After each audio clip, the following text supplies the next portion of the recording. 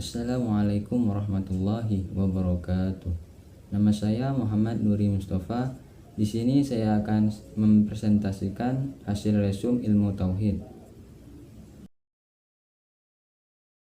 Pengertian ilmu kalam dalam Kamus Bahasa Indonesia. Kata kalam diartikan dengan perkataan atau kata, terutama bagi Allah. Sementara menurut bahasa dalam perspektif tauhid, yaitu ilmu yang membicarakan atau membahas tentang masalah ketuhanan atau ketauhidan, mengesahkan Allah. Ilmu kalam adalah nama lain dari sebagian ilmu yang menjadi dasar kepercayaan atau keimanan dalam Islam. Nama yang sering disebut adalah ilmu tauhid, ilmu aqaid, ilmu usuluddin, ilmu kalam, dan teologi Islam. Ilmu kalam berasal dari dua kata, yaitu ilmu dan kalam. Rasa ingin menunjukkan bahwa yang dimaksud adalah ilmu tentang kalam. Ilmu kalam merupakan suatu cabang ilmu yang merupakan bagian dari disiplin ilmu-ilmu berlatar Islam sebelum terlampau jauh membicarakan tentang ilmu ini. Sedangkan tauhid secara harfiah memiliki akar-akar yang sama dengan wahid atau wahada, yuwahidu, bermakna 1,5 atau menjadikan sesuatu itu satu, dengan peniadaan dan penetapan, yaitu menetapkan hukum tersebut hanya pada yang disahkan tersebut. Secara istilah, tauhid dimaknai dengan keesaan Allah dalam kita beribadah, yakni kita menyembah Allah Subhanahu wa Ta'ala yang Maha Tunggal tanpa menyekutukannya. Perbedaan ilmu kalam dan ilmu tauhid.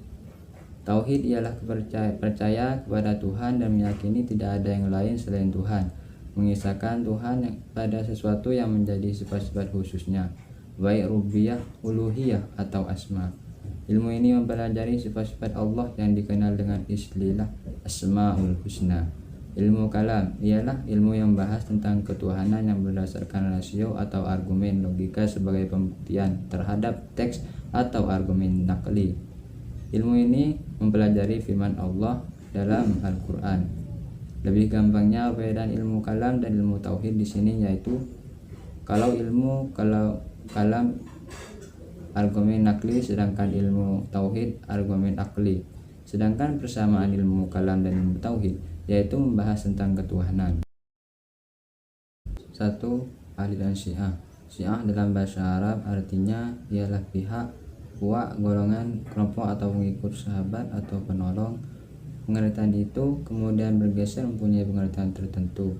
Setiap kali orang menyebut Syiah, maka asosiasi pikiran orang tertuju pada Syiah Ali, yaitu kelompok masyarakat yang amat memihak Ali dan memuliakannya beserta keturunannya. Syiah adalah mazhab politik yang pertama lahir dalam Islam. Mazhab mereka tampil pada akhir masa pemerintahan Utsman, kemudian tumbuh dan berkembang pada masa Ali. 2. Aliran Jabariyah. Kata Jabariyah berasal dari kata jabara yang berarti memaksa dan mengharuskannya melaksanakan sesuatu, atau secara harfiah dari lafaz al-jabr yang berarti paksaan. Secara istilah, Jabariyah berarti menyandarkan perbuatan manusia kepada Allah Subhanahu wa Ta'ala. Jabariyah menurut mutakallimin adalah sebutan untuk mazhab al-kalam yang menafikan perbuatan manusia secara hakiki dan menisbatkan kepada Allah Subhanahu wa Ta'ala semata. Tokoh-tokoh aliran Jabariyah: A. Husain ibnu Muhammad An-Najjar. Pengikutnya disebut Najjariyah.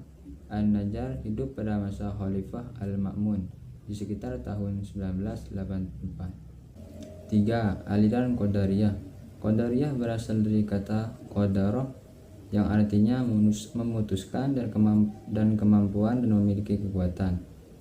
Sedangkan sebagai aliran dalam ilmu kalam, Qadariyah adalah nama yang dipakai untuk salah satu aliran yang memberikan penekanan terhadap kebebasan dan kekuatan manusia dalam menghasilkan perbuatan-perbuatannya. Dalam paham Qadariyah, manusia dipandang mempunyai kudrat atau kekuatan untuk melaksanakan kehendaknya, dan bukan berasal dari pengertian bahwa manusia terpaksa tunduk kepada qadar atau kepada Tuhan. Qadariyah adalah sebuah ideologi di dalam akidah Islam yang muncul pada pertengahan abad pertama Hijriah di Basrah, Irak, Kelompok ini memiliki keyakinan mengingkari takdir, yaitu bahwasanya perbuatan makhluk berada di luar kehendak Allah dan juga bukan ciptaan Allah. Para hamba berkehendak bebas menentukan perbuatannya sendiri, dan makhluk sendirilah yang menciptakan amal dan perbuatannya sendiri tanpa adanya andil dari Allah Subhanahu wa taala. 4. Aliran Mu'tazilah. Kata Mu'tazilah berasal dari kata I'tazilah dengan makna yang berarti menjauhkan atau memisahkan diri dari sesuatu. Kata ini kemudian menjadi nama sebuah aliran di dalam ilmu kalam yang para sarjana menyebutnya sebagai Mu'tazilah berdasarkan peristiwa yang terjadi pada Wasil Ibn Atta 80 Hijriah atau 699 Masehi sampai 131 Hijriah atau 748 Masehi dari Amr bin Ibnu Ubaid dengan Al-Hasan Al-Basri. 5. Aliran Ahlussunnah wal Jamaah. Ahlussunnah wal Jamaah atau lebih sering disingkat Ahlussunnah Aswaja atau Sunni adalah firqah muslim terbesar yang disebut dengan Ahlussunnah wal Jamaah atau golongan yang menjalankan sunnah Rasulullah SAW. Dengan peneka, Ahlussunnah wal Jamaah merupakan salah satu dari beberapa aliran kalam. Adapun ungkapan Ahlussunnah 255 sering juga disebut dengan Sunni, dapat dibedakan menjadi dua pengertian, yaitu umum dan khusus. Sunni dalam pengertian umum adalah lawan kelompok Syiah. Dalam pengertian ini, Mu'tazilah sebagai Asy'ariyah masuk dalam barisan Sunni, sementara Sunni dalam pengertian khusus adalah mazhab yang berada dalam barisan Asy'ariyah dan merupakan lawan dan Mu'tazilah.